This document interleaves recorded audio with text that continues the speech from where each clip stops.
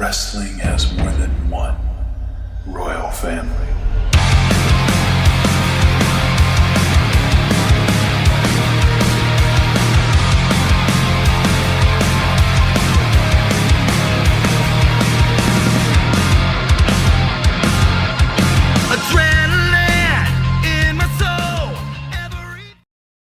What up? It's your boy T-Bear here in reaction. So I'm about to at least do one of the videos I wanted to do from Wrestling Flashback. I was on the Wrestling Flashback day, but I was busy. Had to go to dentist and all as well too. I was still trying to find do it for them, but AEW came on, and I feel like I should have just did my own video instead of doing AEW because what I saw today is almost like.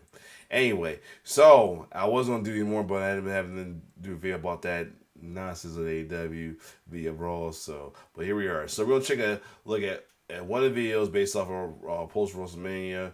What made Cody's story so epic? First off, congrats on this man finishing his story, man. As well too, no matter what the haters say, man, this was he had one of the best, like I say, redemption story in wrestling history. One of them, not the best, but definitely one of the best. From where he came from to where he at right now, he definitely the poster boy of bet on yourself. I will say that. So anyway, let's get it. 1, 2. Is this on?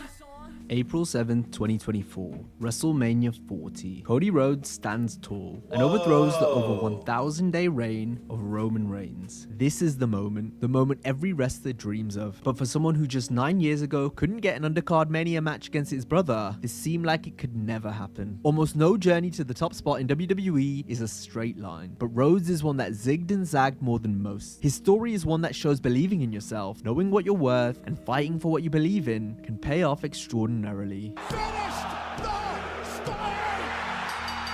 There's no denying that he's become undeniable. Stories are at their best when they mirror the human experience. Even in absurd escapism like professional wrestling, we gravitate to stories that we can relate to. Stories of envy, like when the Mega Powers exploded over Miss Elizabeth, and neither man wanting to play second fiddle. Or Stone Cold's triumph over every obstacle that his tyrant boss, Mr. McMahon, threw in his way. Who at one time hasn't thought about giving their boss the middle finger? Or a story like Daniel Bryan, whose hard work and connection to the fans forced his way into the main event match at WrestleMania, even though the company didn't see him as more than a B+ player. We can all relate to these stories in some way, which makes them more powerful. Cody Rhodes' story of believing in himself when no one else did is one that we can all relate to. And it's even more powerful because it wasn't just a professional wrestling story. It's the story of the man himself as he went off script to create a journey that has captivated fans beyond belief. Cody Rhodes was born June 30th, 1985, the half-brother of Dustin Rhodes, better known as Goldust in WWE, and the son of wrestling legend Dusty Rhodes. If you don't know too much about wrestling history or are newer to the product, you've probably still heard of Dusty, but might not know just how important he is in the wrestling industry. In many ways, the American dream, he didn't have the look of a typical megastar like Hulk Hogan, or the revolutionary in-ring skills of someone like Randy Savage. But what Dusty did have was that he understood emotion, and he was able to connect with the fans better than almost any other wrestler of all time. Rhodes' promo skills, even with his strong accent and untraditional tone, are widely regarded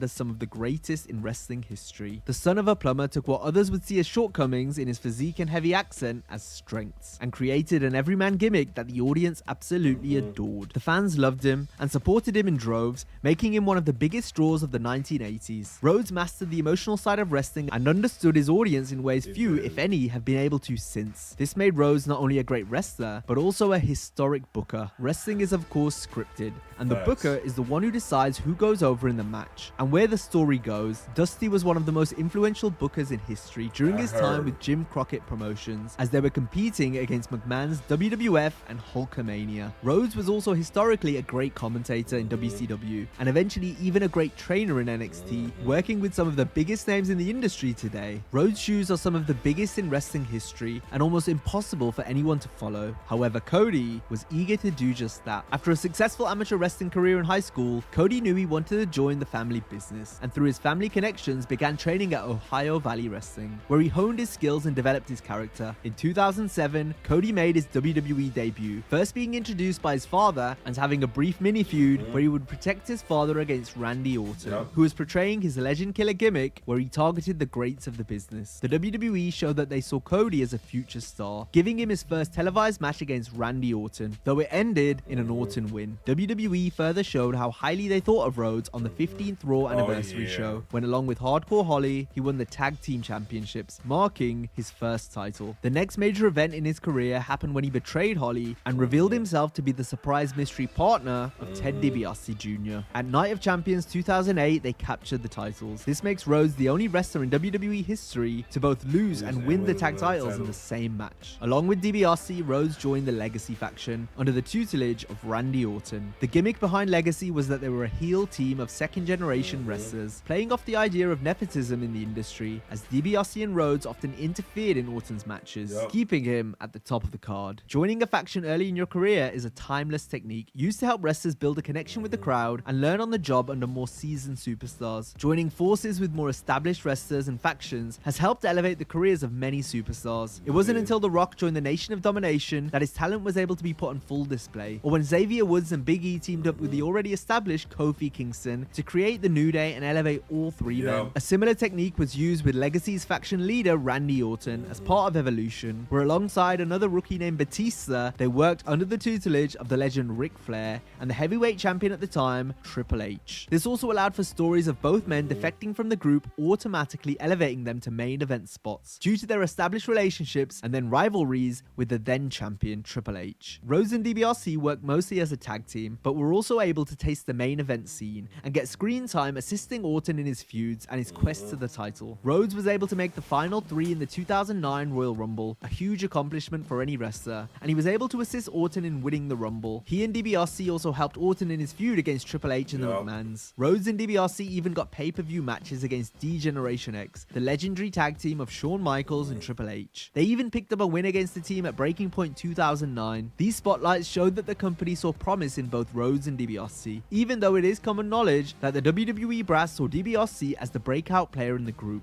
By the turn of the year, it seemed as though Rhodes and DiBiase were ready to go their separate ways and receive singles pushes, but not after they would get a WrestleMania triple threat match between all three. In a match that puzzled internet wrestling fans, the decision was to not put either of the younger stars over and give the win to Orton. This breakup story, which once had a lot of promise, seemed to fizzle out, a trend that seemed to follow Rhodes throughout his time in the company. After the breakup, Rhodes was drafted to SmackDown, and his first chance to show what he was capable of as a singles wrestler was from a gimmick that came about in a surprising way. After a backstage poll of the Divas, they voted Cody Rhodes as the most attractive male on the roster. This started his gimmick as the Dashing Cody Rhodes, a narcissistic heel gimmick, but one that Rhodes put his all into. It was quite entertaining. He would give the fans grooming tips and be overprotective of his face during matches, as he saw that as his moneymaker. However, during a match against Rey Mysterio, Rhodes legitimately broke his nose, causing a turn to his character where he would now play undashing Cody Rhodes and lament to fans about how hideous he was and how the fans were even worse. He would put paper bags over both audience members' heads and opponents he defeated. It was intentionally comedic, as he would talk about his hideous deformities but also wear a clear protective mask where the audience could clearly see he was not deformed and looked the same. This character showed a lot of promise, cutting great character-based promos and even capturing the Intercontinental title, the secondary men's championship in the WWE. Cody has gone on record talking about how he saw this as some of the best work of his career, and he was able to really take charge creatively as he would craft the promos himself. It's no secret that the modern day WWE has a creative team filled with writers who create the storylines and help script the promos, but some wrestlers are given more creative freedom and ability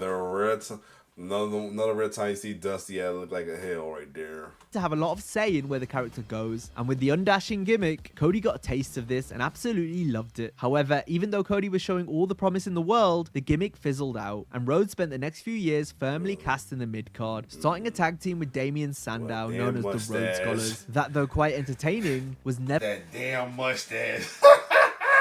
Oh my god, that mustache, man. Never able to capture the belts or get a serious push. In 2013, the Authority angle where Triple H and company was meddling heavily with everything in WWE, Cody stood up, bringing in a real-life feud between the McMahons and the Rhodes, mentioning how they put Dusty in polka dots when he came to the WWF and how they forced his brother into the insane Goldust gimmick. One thing to note is that it is true that Vince McMahon has long disliked anyone who has made their name away from his company. Dusty, who was one of the biggest stars in the world, ended up wearing polka dots and mainly being a comedy wrestler. Basically, if you were a star somewhere else, Vince will torture you until you've earned your stripes in the WWE. As part of the Yeah, fucking Vince and his damn ego, y'all, I swear. storyline, Triple H fired Rhodes after a loss to Randy Orton. This was to allow Cody to take some time off because he had married his now wife, Brandi Rhodes, at the time a backstage commentator for the company. Before he came back, both his brother Goldust and his father Dusty started cutting promos fighting for Cody to be reinstated. And after the Authority had Big Show attack their father, Cody and Dustin jumped the barricade and took out the Authority's attack dogs at the time, the Shield. This led to a match at the 2013 Long to a story song, because look who with that. Seth Rollins and Roman Reigns, and shout out to Dean Ambrose, aka John Moxley.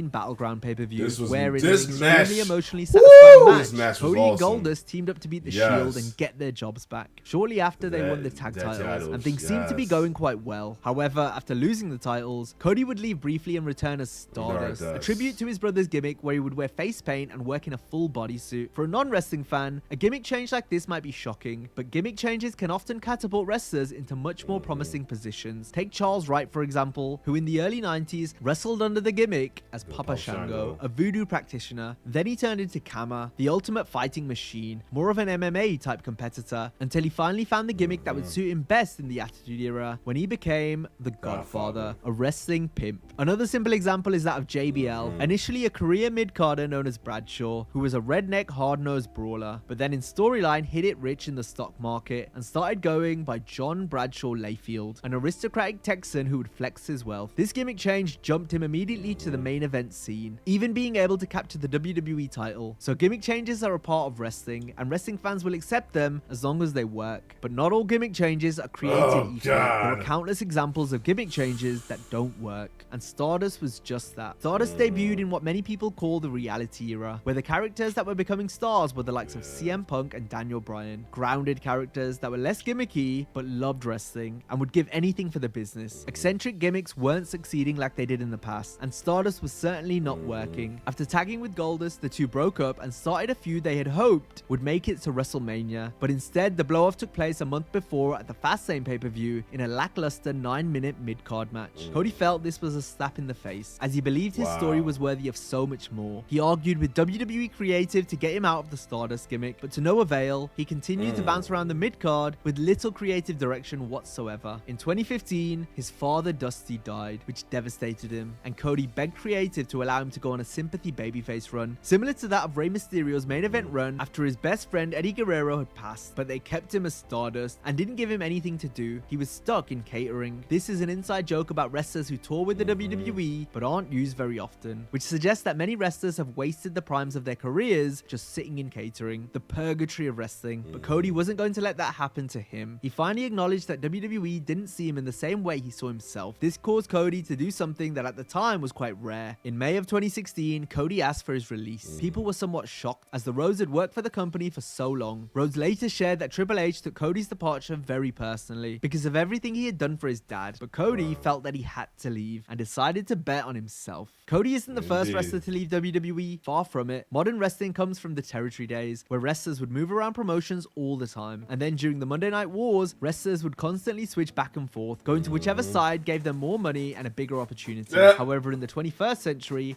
after the fall of WCW, leaving the biggest show in town wasn't as attractive. In most cases, the wrestlers who left were forced to go, like Jeff Hardy going to TNA because of his substance abuse problems, or Eddie Guerrero working on the indies after being fired for the same reason. Even Cody's brother Dustin had left in 2003, but again, this wasn't by his choice, as WWE didn't renew his contract. All these wrestlers eventually came back and were given more prominent roles once they came back, but none of their departures were by their own choice. Cody had gone where very few wrestlers had gone before, and left because he felt he he deserved more. The other difference is that there wasn't really a top promotion to jump to. TNA was now called Impact, and the top of the card was mostly run by former WWE guys like Drew McIntyre and Bobby Lashley. Two other guys who left the company and became bigger stars than they were once they returned, but both had to wait a couple years until their true main event pushes came back. The path to leaving and coming back was a possible one, but it wasn't going to be easy. Once he was gone, Cody started working on the independents everywhere he could. The fact that he was still well known from his time in the WWE made him an instant draw, but he also started creating a new character, the American Nightmare Cody Rhodes, a play on his father's nickname of the American Dream. Cody was a natural heel in the indies and made himself one of the hottest names. Around this time, the American indies were having a bit of a renaissance, as a large group of extremely talented wrestlers were making names for themselves outside of major promotions. One thing that helped Cody was in 2016, the independent and non-WWE wrestling scene was going through a boom. Tons of fans looking for an alternative had found one on the indies, and abroad in companies like New Japan, which was in the middle of a true golden era. Around this time, New Japan saw a great influx of North American fans, in large part due to the Bullet Club. Originally started by Prince Devitt, who you may know better as Finn Balor in WWE, they were a group of non-Japanese wrestlers who would use interference and more Western wrestling tropes to win matches, and they were probably the hottest faction in all of New Japan. Explain why folks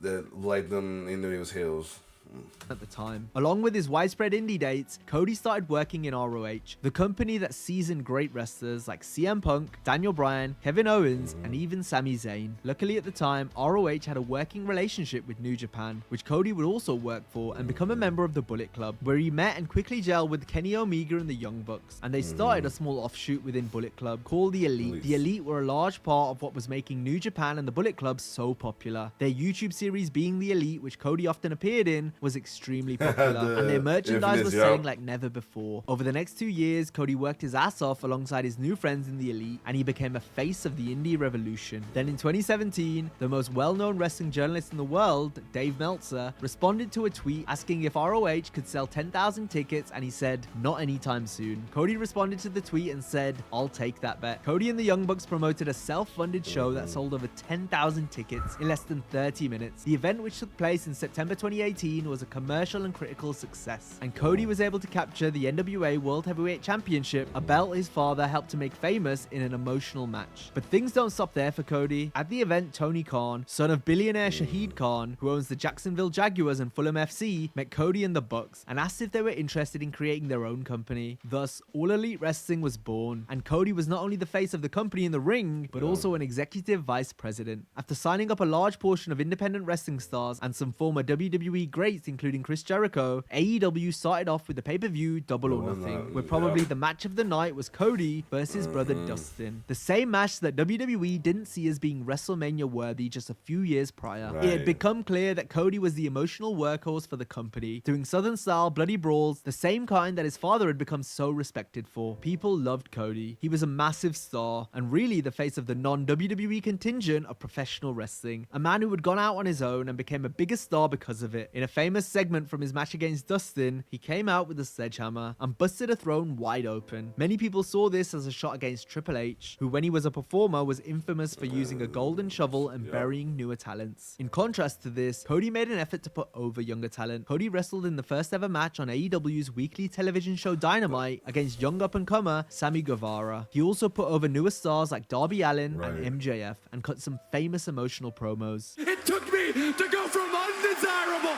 to ungoddamn deniable. During the first year of the company, he was untouchable. However, as time went on, he started to linger. Cody ended up getting in some feuds that seemed to go nowhere, with The Factory, Anthony Ogogo, and even Shaquille O'Neal, yes, the basketball player. The Ogogo feud was particularly criticized from fans, bringing on an anti-British sentiment that felt very not of the era. It's important to note that at this time, Cody was a huge star, being a host of the Go Big Show and representing AEW on talk shows and at other press events. He was a huge draw. However, a portion of the hardcore fans, who happened to be the most vocal, started turning on Cody. People call this his Homelander arc because he saw himself as a conquering hero, but the fans were turning on him, wanting him to turn heel like the comic book villain. I held every grain of the revolution in my hand, and each and every one of you cheered.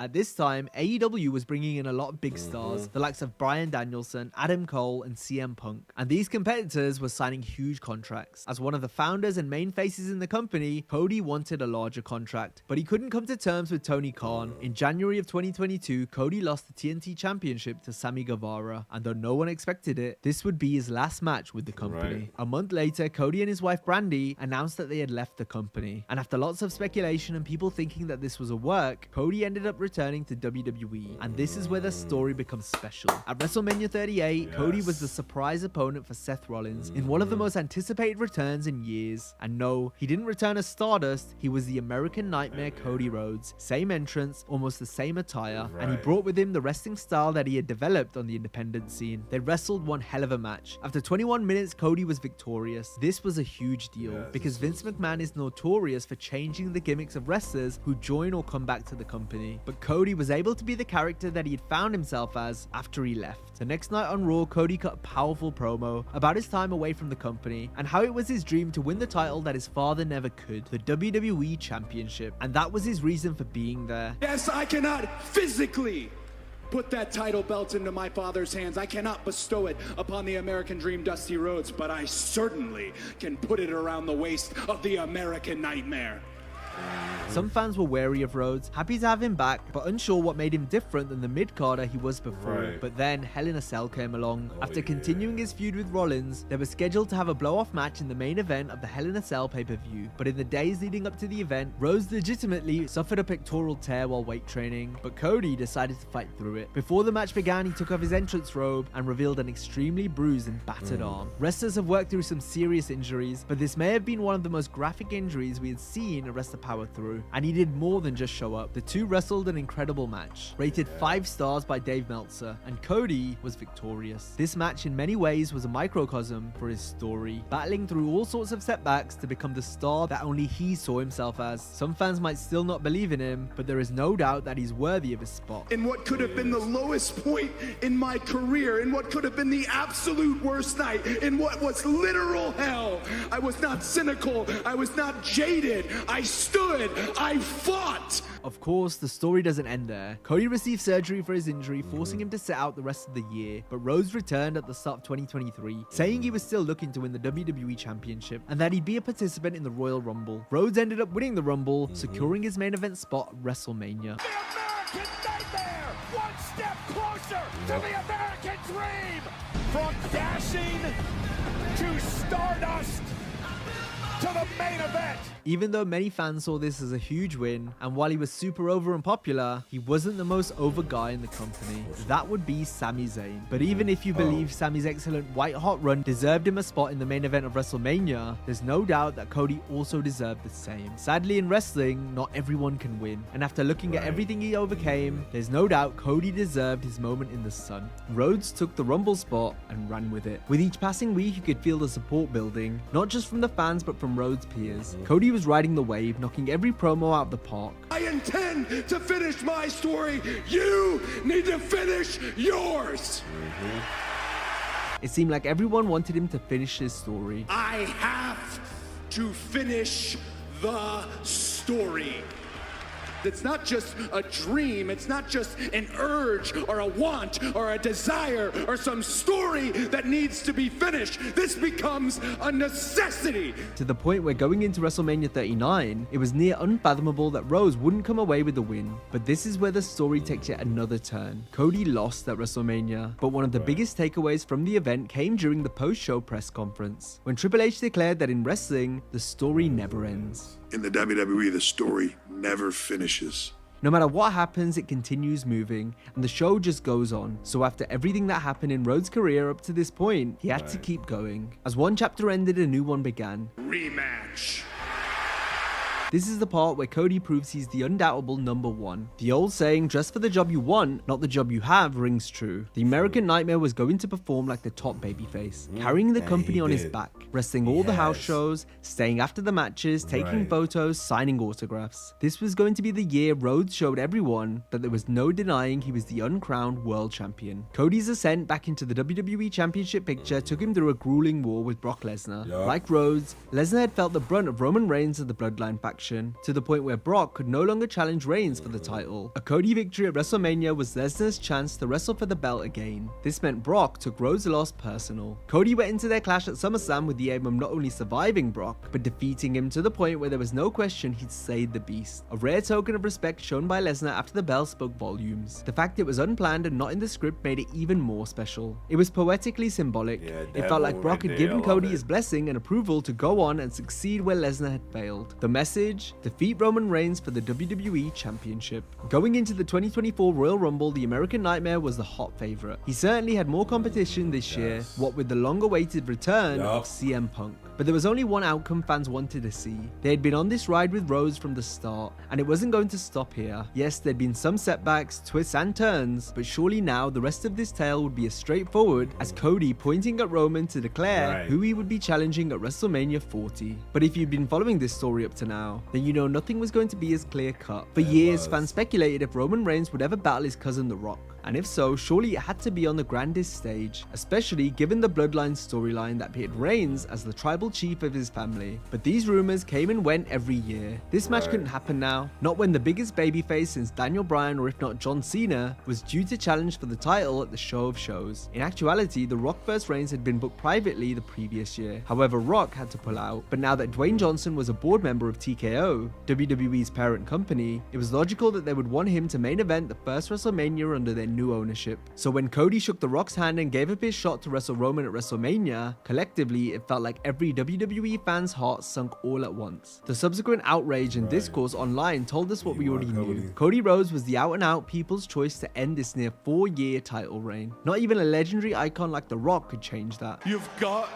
to finish the story.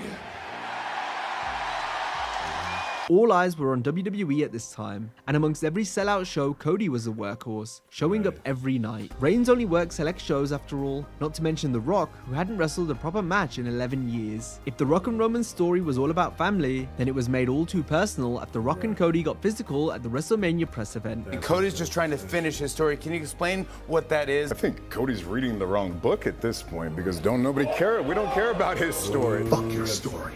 Every time Cody appears in WWE, we hear the words, wrestling has more than one royal family. Wrestling has more than one royal family. Truer words were never spoken when it came to this story, and while order was restored and Rhodes was once again granted his match at WrestleMania with Roman Reigns, The Rock's involvement was going to make things very interesting. He would tear the Rhodes legacy down with each promo. Family had been so integral to this story already, it was only right that it played such an important role in this chapter. In his quest to finally bring the WWE Championship to the Rhodes dynasty, Cody would now have to defend the honor of his family at the same time. I'm not number 2. I'm the one. And at WrestleMania, if the American Nightmare lost to Roman, he would no longer be able to challenge for the WWE title ever again. This is wrestling storytelling at its best. It grips the audience Never mentioned that he dealt with this situation in AEW with his match against Jericho. and takes us on an emotional roller coaster. Fans watched WrestleMania 40 to see Cody Rhodes go up against The Rock and then Roman Reigns for the title, not just because it was marketed well or created such a buzz. People tuned in because it made them feel something. When wrestling is this good, it becomes real. And Cody Rhodes' story has always been real, so now it was time to finish the story for real. And that brings us back to where we started. Cody stands tall at WrestleMania, holding the title his legendary father never could. He's the top guy in the company that many believed he would never work for again. A company that just a couple of years before didn't have anything for him creatively. He may not be everyone's favorite, but we can all relate to his story. The idea of feeling stuck where we are, feeling like we deserve more, but Cody did the hardest thing he could. He left the comfort and security of the WWE, worked on himself, worked his ass off all over the world, and came back a bigger star than anyone because Cody believed he could. That I hope I lived up to your name. And thank you for that name. In Cody's words, he went from undesirable to undeniable. And just like all great stories, there is something for us all to learn from Cody. Believe in yourself, and just maybe, you can not only prove doubters wrong, but more importantly, prove yourself and the people who believed in you right. Cool. Yeah, man. He definitely did that.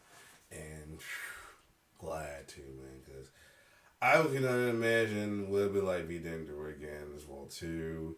We'll be dealing with dickhead fans as well too, with energy for WWE be the same. Who knows? But He did it. So that was a good video as well too, though. Definitely did a lesson on bet on yourself for sure. I will say that.